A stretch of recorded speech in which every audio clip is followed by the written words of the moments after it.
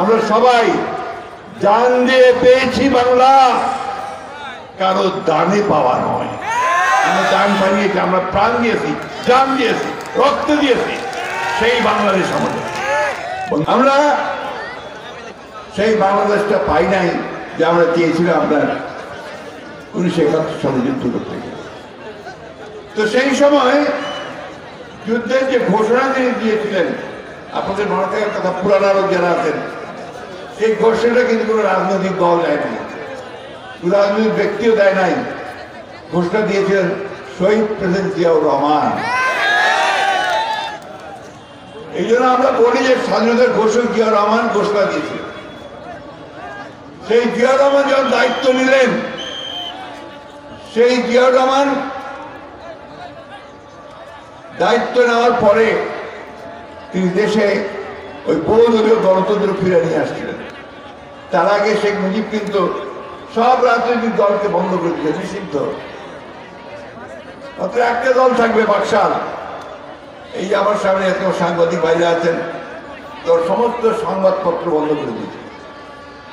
তখন সমস্ত সংবাদপত্র বন্ধ করে দিয়ে মানুষের কথা বলার যে স্বাধীনতা, সেই স্বাধীনতাকে তারা নষ্ট করে দিচ্ছে।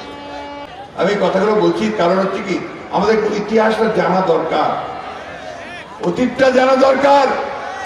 রাতারাতি কিছু হয়ে যায়নি, দীর্ঘকাল, দীর্ঘ বছর ধরে আমরা এখানে লড়াই করেছি, সংগ্রাম করেছি।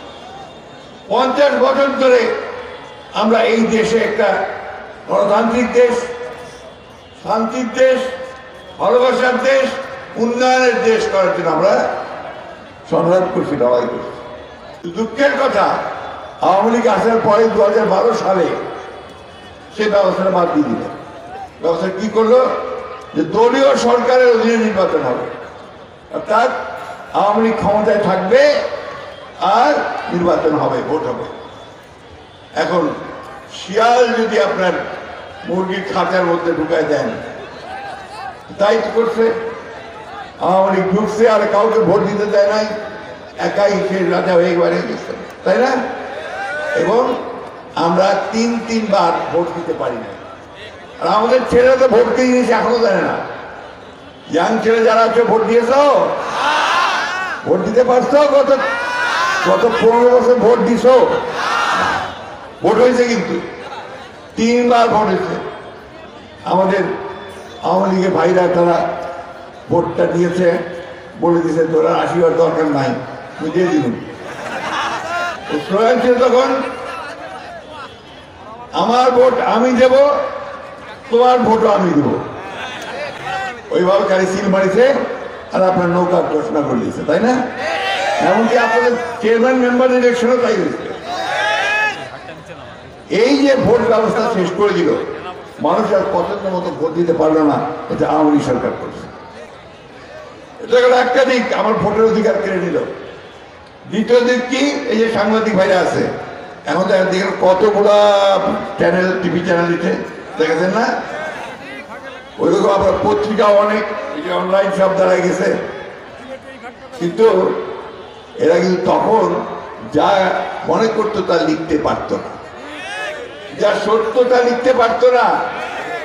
ওই আমার রমেশ বাবু যা কইবে ওইটাই শুনিবা হবে, ওইটাই লিখিবা হবে। হাসিনা যা কইবে ওইটাই লিখিবা হবে, ওইটাই তো বলিবা হবে, তাই না? এই একটা অবস্থা তারা তৈরি করছিল।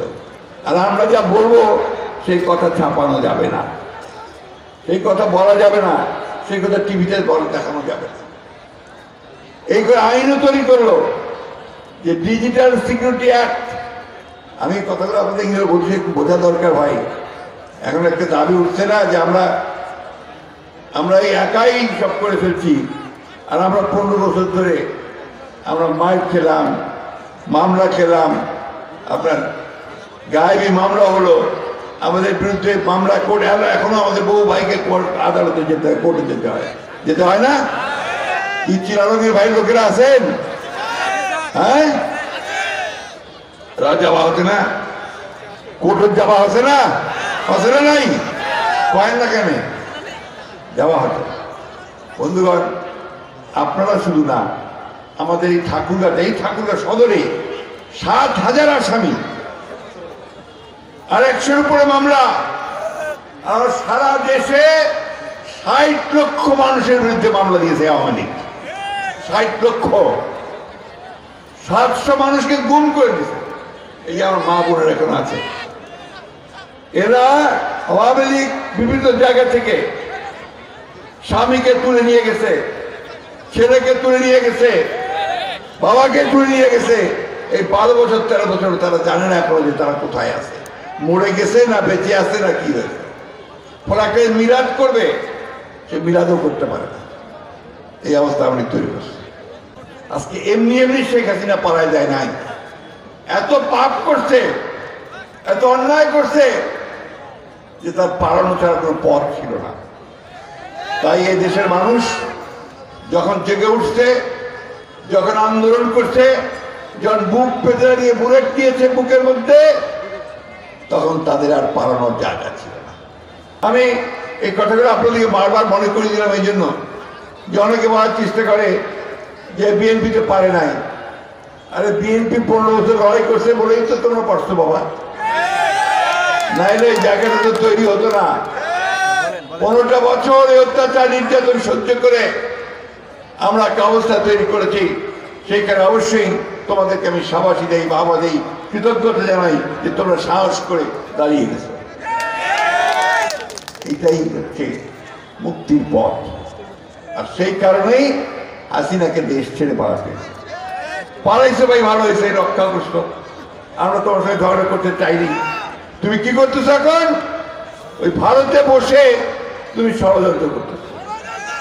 ভারতে বসে তুমি বিভিন্ন দেশে আবার বাঙালি মানুষদেরকে, বাঙালিকে বিভ্রান্ত করার চেষ্টা করতেছো। আর দুঃখজনক ভাবে এই কথা বলার চেষ্টা করতেছো যে আমাদের এখানে আমাদের হিন্দু সম্প্রদায়ের ভাইদের উপরে নাকি অত্যাচার হচ্ছে, নির্যাতন হচ্ছে। এই যে আমাদের মনোরঞ্জন দা এখানে আছে, নেপাল এখানে আছে, আমার দিদিরা, আমার মায়েরা, আমার মাসিরা আছে। বলেন তো দেখে, আপনাদের উপরে খুব বেশি নির্যাতন কিছু হয়েছে এখানে? হ্যাঁ, আপনাদেরকে কেউ ধমক দিয়েছে? কেউ বাড়ি দখল করে নিয়েছে? এটাই হচ্ছে বাস্তবতা। এইটাকে এই লোকেরা এমন কথা বলে, এমনভাবে মিথ্যা কথা বলার চেষ্টা করছে, এরা বিভ্রান্ত করতেছে, বিশ্বকে জানাতে চায় যে বাংলাদেশে যেটা হয়েছে এটা জনগণের বিদ্রোহ নয়, এটা হচ্ছে কিছু উগ্রবাদীদের বিক্ষোভ। এটা আমাদের বিক্ষোভ ছিল না, আমাদের বিদ্রোহ ছিল না, আপনার বিদ্রোহ ছিল না। আপনি জানান নাই রাস্তায় সেদিন বেরোয় আসেননি, এই ঠাকুরগা মাঠে আপনারা সেদিন গুলির মোকাবেলা করেন নাই, এই ছেলেরা করো নাই। কথা বলো না কেন? হ্যাঁ, কথা জোরে বলবা, স্লোগান দিবা জোরে, তাহলে বল আসবে। বুঝতে পারছো? আমি কথা বাড়াবো না ভাই। আজকে যে সংস্কার নিয়ে কথা হচ্ছে, আপনারা শুনতেছেন না? সংস্কার সংস্কার সংস্কার, টেলিভিশনে শুনতেছেন। বুঝিও পারেন সংস্কার কি জিনিস? পারেন নাকি? কয় না, বলতে হবে আমাকে। সংস্কার বুঝেন?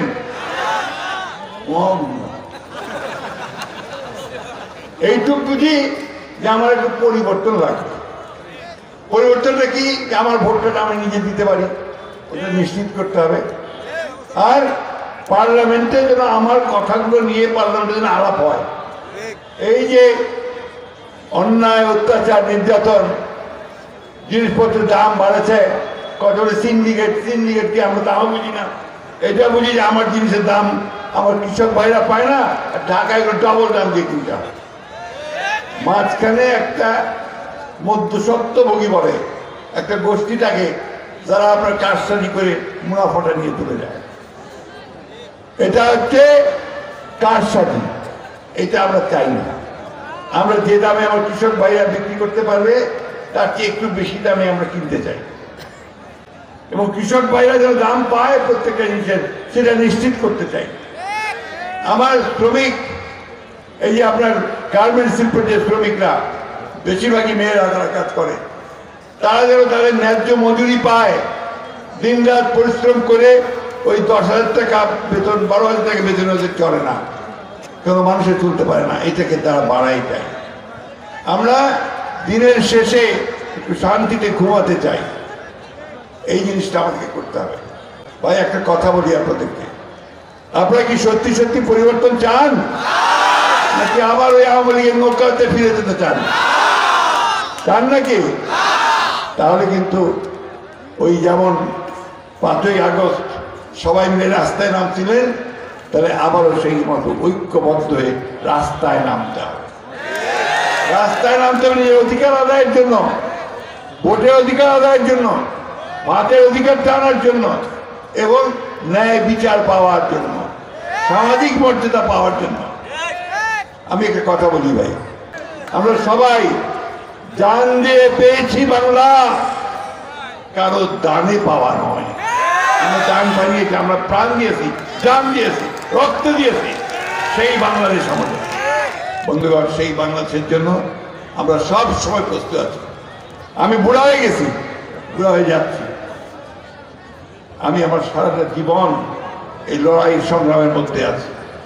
একটা মাত্র লক্ষ্য আমার, যে আমি যেন বাংলাদেশকে সত্যিকার অর্থেই একটা নির্যাতন মুক্ত, শোষণ মুক্ত, শান্তিময়, প্রেমময় একটা বাংলাদেশ দেখতে পারি। সেটাই হবে আমাদের উপযুক্ত প্রাপ্তি। তাই অনুরোধ করব, আমরা কারোর প্রতিহিংসা চালাতে চাই না, আমরা কারোর প্রতিশোধ দিতে চাই না। আমরা সবাইকে নিয়ে ভালোবেসে আমরা নতুন বাংলাদেশ গড়ে তুলতে চাই। আসুন আমরা সবাই মিলে সেই লক্ষ্যে কাজ করি।